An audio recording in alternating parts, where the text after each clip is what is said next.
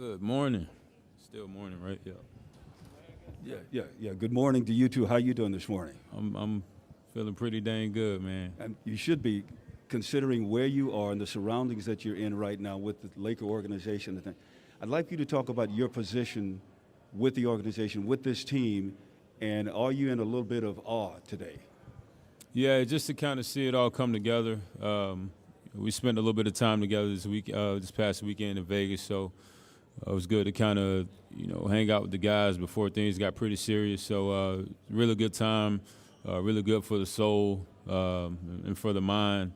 And, getting a glimpse, coming back here for the second time around, really understanding what it means to wear a Laker jersey. I came here, I got traded right at the deadline in 2014. So, Kobe was hurt, and I played 23 games here. For the first time, I think our biggest win when I was here was beating the Celtics on ESPN. I think we were both won 18 games or something. So totally different feel this time around. Being in the locker room with so many guys that have been around the block and feeling kind of like the middle child, with this being my 10th season. It's a breath of fresh air. A lot of the stuff that you deal with teams that are trying to figure out where they want to be or who they want to be, that's not the case here.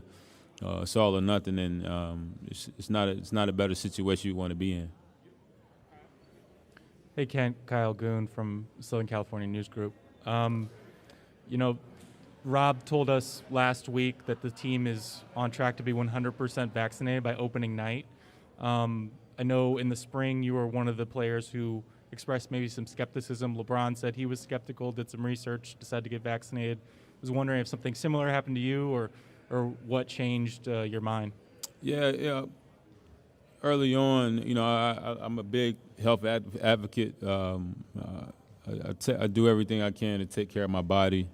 Nutrition, hydration, recovery, weight training, everything I take upon myself to stay healthy. And when the vaccine first came out, I felt like it was, kind of forced on me. And I'm not a person that responds well to that, it just kind of put the shell around me. I kind of fought it off a little bit. My body didn't really, I'm a big energy person. I didn't really feel the right energy towards it. But, I had a good call with Rob Pelinka, and, he laid it down to me in the most, the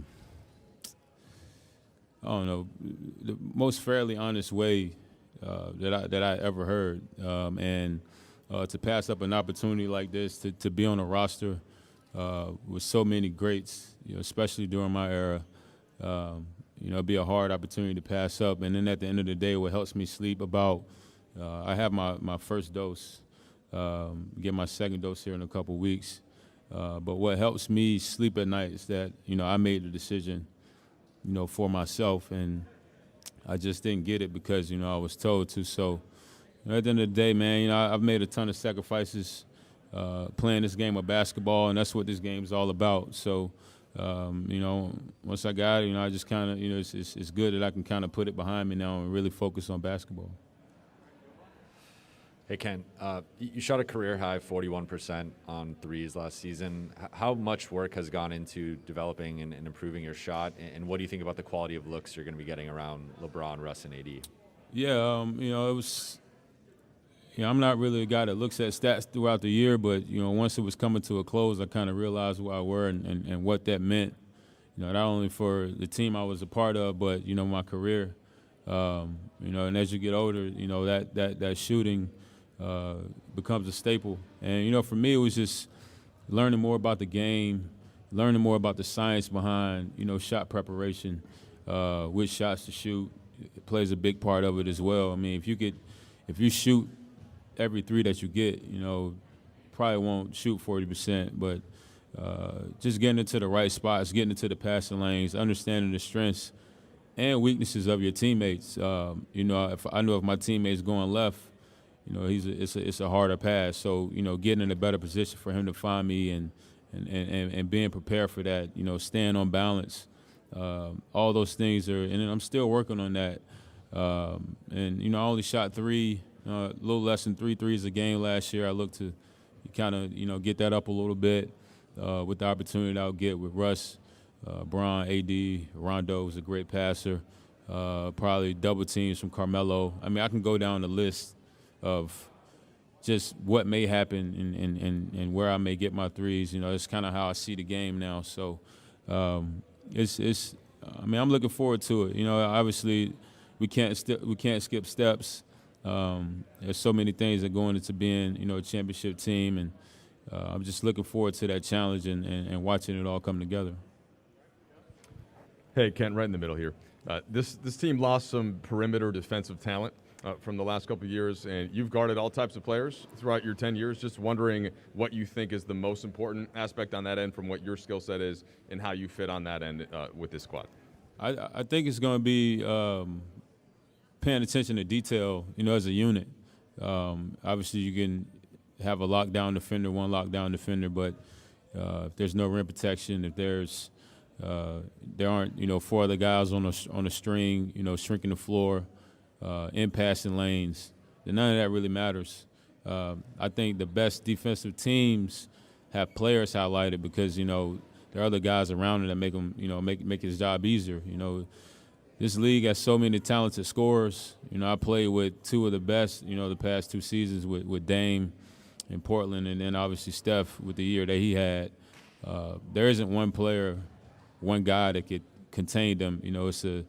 It's a team thing, and I think I saw Dwight, DeAndre, and AD taking a picture.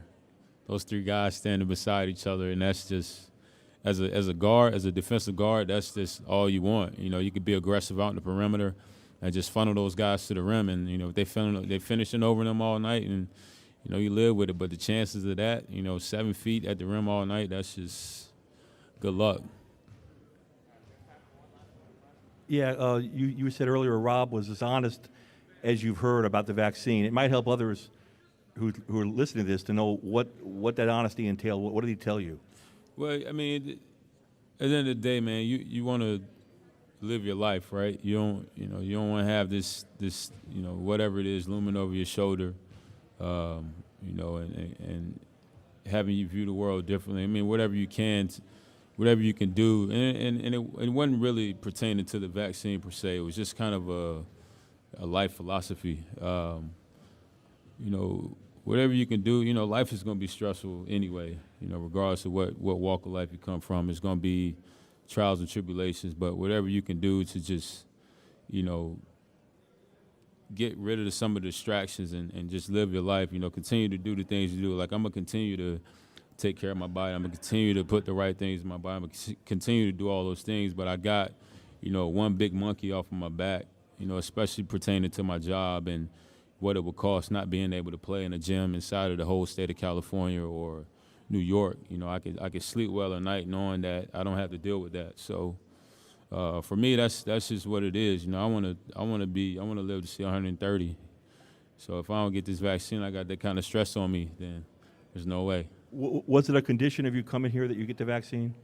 No. I will say the front office and the organization did an amazing job of, first off, hearing me out and why I didn't want to do it in the first place. They were really diligent in the whole process of, staying patient with me. And I think the most important thing was that phone call, because first they were talking through my agent, but once we got on the phone together and kind of shared our pieces, I thought about it for, a couple of days over the weekend, and I made a decision to go through with it. Because, at the end of the day, one thing you don't want to have is regret. And, if I go to another team or miss this season because I didn't do it, and I got to watch these guys, party with the Larry O'Brien Trophy, and I'm going to be, pretty hurt. So, like I said earlier, this is a situation that you can't pass up. And, I'm glad I'm putting it behind me. Yep.